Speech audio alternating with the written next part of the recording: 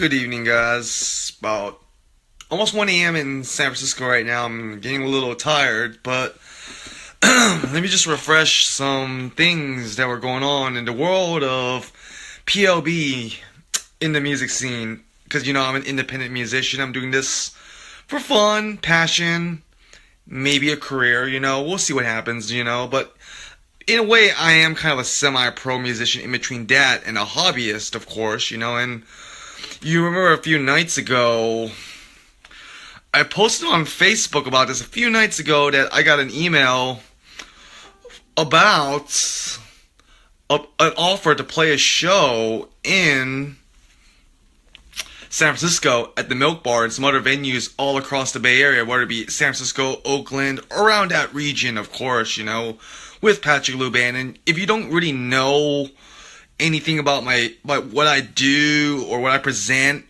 aside from the character I portray on social media, Patrick Lou Band is actually a band I started in the garage here in my home in SF in May of 2001, and it was originally a lineup of me and my two friends from high school just messing around on instruments. We looked at it ourselves like backyard wrestlers who played music untrained, mimicking the stuff we heard on the radio and stuff like that, and we didn't really sound that good.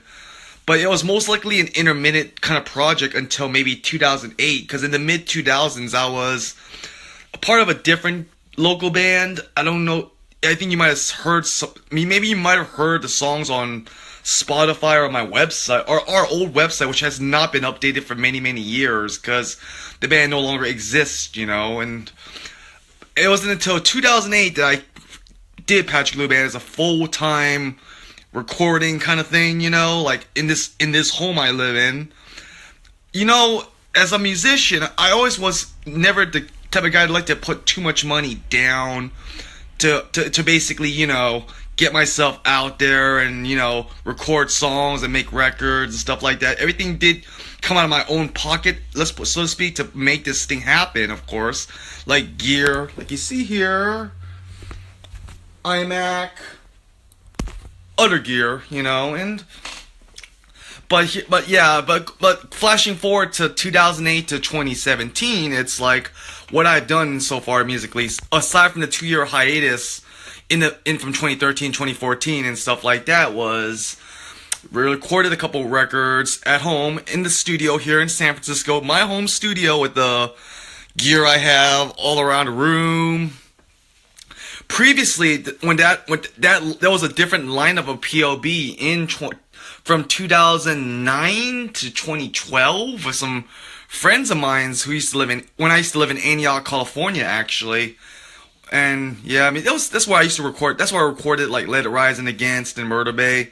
You can still hear Let It Rise and Against on Spotify, but Murder Bay is kind of out of print right now as far as I'm concerned. But you probably could still buy the record on Amazon Music or Amazon Digital Music. I don't know what the name of the service from Amazon is, but you probably could get your copy from there, actually. And the lineup stalled in late 2012, and I was doing Steel Lions, and I was doing The Verse, and all that kind of stuff, and I came out doing PLB as a one-man band with David involved here and there, and then it just became exclusively a one-man project because, like, I know it's kind of a little bit selfish of me to do something you took for 15 years with people contributing and make it your own, but it was just something I didn't want to let it die down, because that was like right on the money for me. It's what put me out there and stuff like that, and it's like I always be happy about that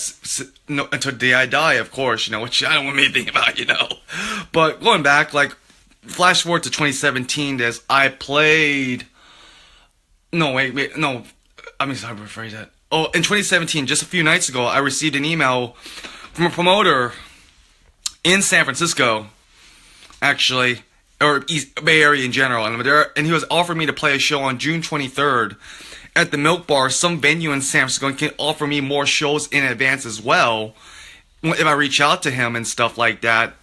And I was like, yeah, I want to play shows even if I'm a one-man band.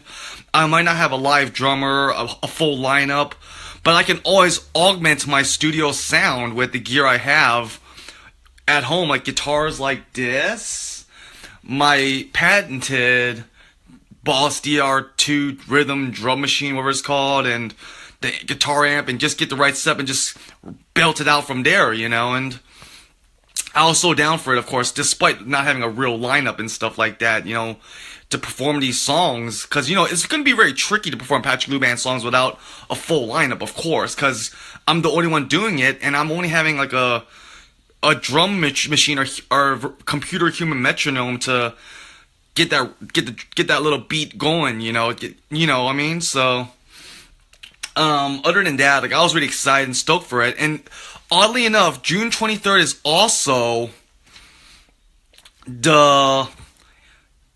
my ex-fiance's birthday, which is not a bad thing. It was just a coincidence, but I'm not gonna place too much emphasis on it, of course. It was just more of a coincidental thing that I was offered to play a show on my ex-fiance's 31st birthday, which is nothing I'm not gonna promote when I'm playing on stage, of course. I'm not gonna throw a bunch of F-bombs on stage talking about it while I'm performing. I'm just gonna keep it cutty, make it fun for everybody, and I'm just here to bring the music to everyone, whether it's like a bar with 5 people or a smaller venue with 20 people. It doesn't really matter, I'm not trying to put a rock. It doesn't matter what you think, or something like that, but I just found out, like, I got an email back from the promoter as of 3 p.m. yesterday afternoon, and I'm like,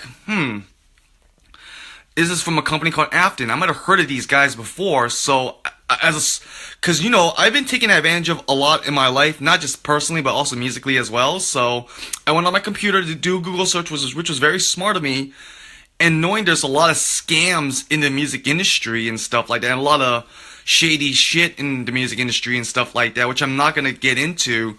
I had to do a Google search just to see what these guys are all about. I'm just like thinking, these 3 words come to mind, and it's pay to play. I'm like, whoa, really? The show I was offered to play on June 23rd is pay to play. Let me just step back right here for a moment. I'm just thinking in my head, yeah, right now financially, I'm not doing very well.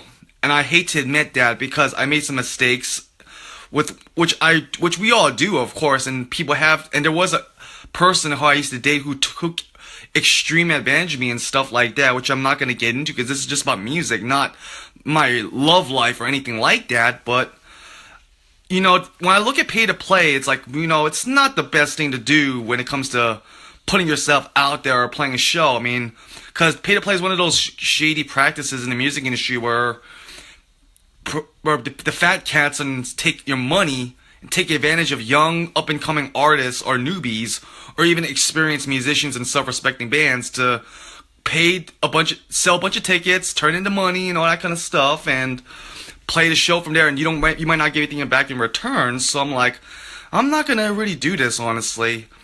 I'm just like a lot of self-respecting bands and musicians of my era and before that were against pay to play, and I'm totally not feeling it whatsoever, and I'm just gonna say, hey, maybe it's not time to play shows right now, because this is not the right time for me, because I just got over a tragic loss recently.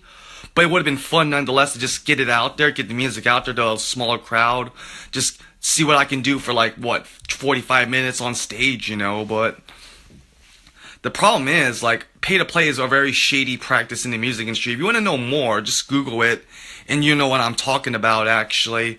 The reason why Patrick Luban played shows in the past, and even my former band Diverse had a show in the past, because we met the right people and connected with the right people, and we did a lot of networking in the scene, and we were able to land those shows in the first place without even paying out of our pocket to even play. Like, I did open mics, I did Store Club, I did 2 shows of The Tortured, filling in for the guys for 2 shows in the Bay Area, and that was awesome, but I would like to respect my integrity as a musician and not do these pay-to-play things, of course, because it's not the way to go if you've been doing this for so long and you're so self-respecting of your passion and craft and what you do and what you put yourself out there, So I'm like, nah, I'm not going to do it.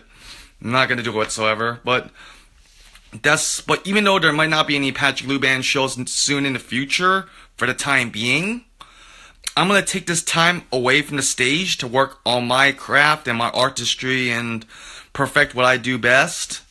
Right here, where my bands used to jam, where I jam myself and play and rock out. My home studio, the Promised Land Incorporated, located in San Francisco, and see where my creativity goes from there, you know? Because there's so much I have to offer to people on social media and the independent scene before it's all said and done. And I'm just going to keep it like that, basically, you know? And just keep on playing music because this is what I love to do, you know? I mean, yeah, pretty much. Mm-hmm.